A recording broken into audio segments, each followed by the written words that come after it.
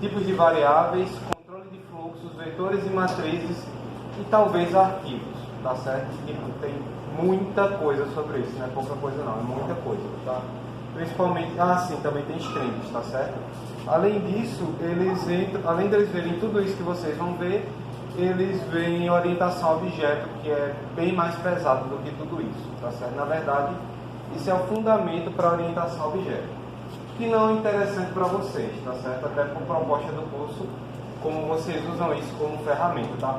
Então, a aula, geralmente, uma aula deles dá 3, 4 de vocês, tá certo? Até por conta do progresso deles. Então, essa aula aqui de tipos de dados foi a aula da semana retrasada, a aula da semana passada e a aula dessa semana também. E dependendo do progresso da turma, porque eu, desde o primeiro dia de aula, eu falei para vocês que a gente vai fazer muito exercício, é uma disciplina muito prática, talvez seja até a aula da semana que vem. Porque, por exemplo, vocês começaram a pagar cálculo agora, né? Vocês já viram limite, derivada, integral? Limite, sim. Derivada Mas em limite vocês já entraram, né? Vocês já entraram em limite. Pronto. Então vocês já devem ter percebido que é uma disciplina muito prática. Não adianta nada, você pode estudar limite teoricamente, mas você vai bater num teto muito rapidamente. Então, como vocês são engenheiros e vocês têm que usar o cálculo diferencial integral, limite, todo o cálculo ensino superior, vocês têm que usar isso como ferramenta. Muita gente para assim diz, nossa, você é engenheiro, é cálculo o tempo todo. Não necessariamente, porque quem paga realmente cálculo pesado é quem é bacharel em física e matemática. Esses caras pagam cálculo muito pesado. Vocês também veem cálculo como ferramenta, vocês não estão preocupados com alguns fundamentos do cálculo, vocês estão preocupados em usar e pôr esse negócio na prática e funcionar, tá certo?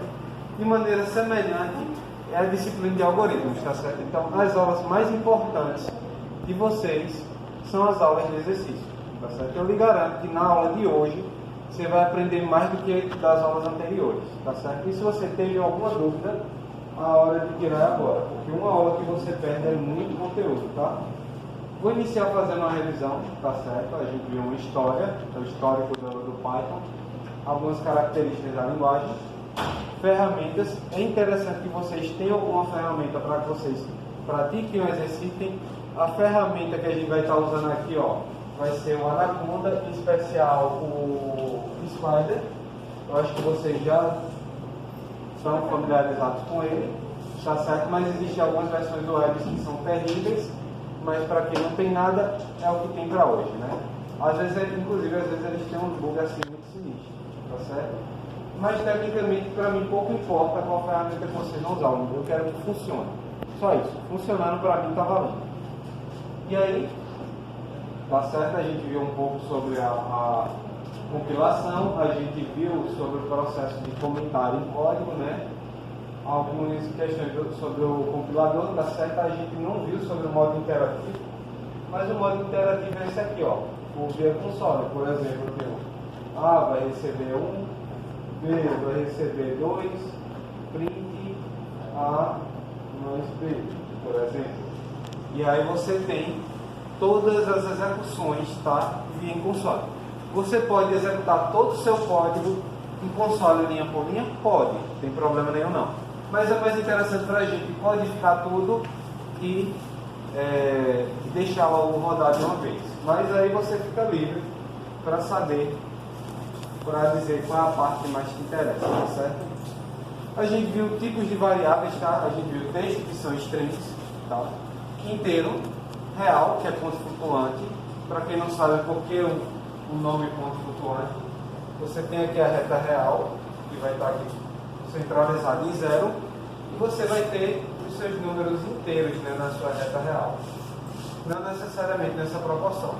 Mas, por exemplo, você vai pegar 1,6729. Ele é um ponto que vai flutuar entre 1 e 2.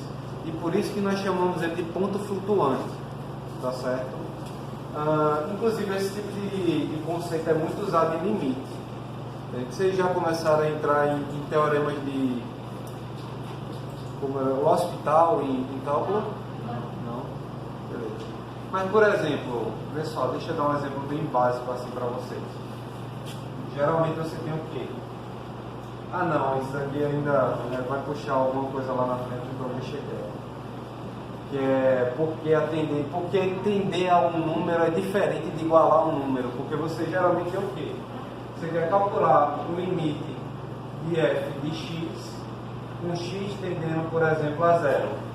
Mas na hora que você vai jogar isso em f de x, você vai substituir x por zero. Tá entendendo? Aí, por exemplo, f de x é x mais 1, e aqui você diz que é 1. Você vai substituir isso daí por 1. E aí vocês vão ver no futuro qual é a diferença entre tender a zero e ser igual a zero. Tá certo? Então, se ligue nisso daí, porque isso daí é o fundamento do ponto flutuante, tá? Que a gente também usa. A gente tem tipos lógicos também, que a gente viu um pouco mais detalhadamente, porque vocês não tinham tido aula de expressões lógicas, tá certo? Que são tipos booleanos, né? Que são dois valores que a gente recebe, que ou é verdadeiro ou é falso. Hã? Dá uma olhada. Certo? E uma variável pode assumir vários valores diferentes, porque ela é variável. Mas em Python ele não só assume vários valores diferentes, eles podem assumir tipos diferentes. Tá certo? A gente viu como nomear variáveis, tá certo? Algumas dicas de boas práticas, algumas palavras que são reservadas em Python, tá? A gente não vai ver isso tudo, tá certo?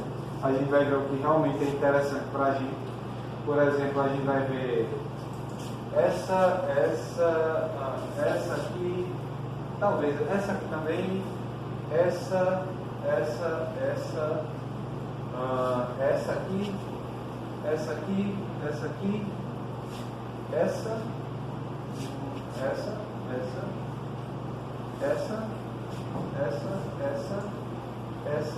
e essa. Essa aqui também. Pronto. Todas as outras são bem mais robustas e bem mais chaves de ser lidado. Mas a gente já vai ver como o caso, tá certo? E aí, tá, eu defini informalmente funções para vocês, tá certo? A gente viu alguns exemplos de atribuições de variáveis, tá? A gente viu alguns exemplos de operações que você vai errar se você não executar corretamente o tipo da variável. Por exemplo, você não subtrai texto. Por exemplo, você tem uma variável que tem um valor a igual a 15. Por mais que você sabe que isso representa um número, mas o computador vê isso como texto. Isso é a letra 1, letra 5, tá? Isso é letra. É uma letra numérica, mas é uma letra, tá certo? Então se liguem nisso, porque dependendo do caso, vocês podem estar executando uma operação ilegal e não estar sabendo, tá certo? A gente definiu função, tá certo? Eu dei uma cutucada para vocês sobre recursividade, tá certo? A gente viu um exemplo com a função de impressão, né? Uma função lá print, tá certo? Inclusive a gente pode imprimir várias coisas de uma linha só, contanto que a gente use uma vírgula, tá certo? A gente viu os nossos operadores lógicos, os operadores aritméticos, soma, subtração, divisão, multiplicação, divisão inteira, módulo e potência. Vocês lembram qual é a diferença entre divisão e divisão inteira, né? Sim. Vocês sabem o que é o módulo, né? Sabe, não sabe? Sabe não? Beleza, é o seguinte. Você vai executar uma divisão, sei lá, 7 dividido por 2. Dá o quê? Dá 3. 3 vezes 2, 6. Dá 1. 1 é o meu módulo. Ou seja, o módulo, não confunda com função modular, tá certo? O módulo é o resto da minha divisão. Por que eles chamam de módulo? Não faço ideia. Entendeu? Mas é exatamente isso. Você vai pegar o resto de uma divisão inteira. Ou seja, essas duas operações aqui, elas se completam. Um lado é a divisão inteira e o outro é o que sobra. Tá certo? Vida que segue. A gente viu alguns exemplos de operação, tá? Com potência, com divisão inteira, trocando os valores com uma somazinha básica.